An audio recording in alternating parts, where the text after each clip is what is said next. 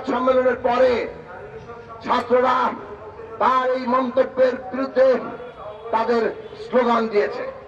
তারা অপমানিত হয়েছে। সমগ্র ছাত্র সমাজ তাদের হৃদয়ে আঘাত লেগেছে। তারা যখন অধিকার চাইছে তখন তাদের রাজাকার বলা হচ্ছে। কাজেই ছাত্ররা স্লোগান দিয়েছে, তুমি কে আমি কে, রাজাকার রাজাকার। কে বলেছে? কে বলেছে? স্বৈরাচার। তারপরে তারা বলেছে, আমি নই তুমি নও, রাজাকার রাজাকার, আমরা চাই অধিকার। কাজেই যারা বলছেন ছাত্ররা নিজেদেরকে রাজাকার বলছে আর মুক্তিযোদ্ধাদের অপমান করছে, তারা সঠিক কথা বলছেন না।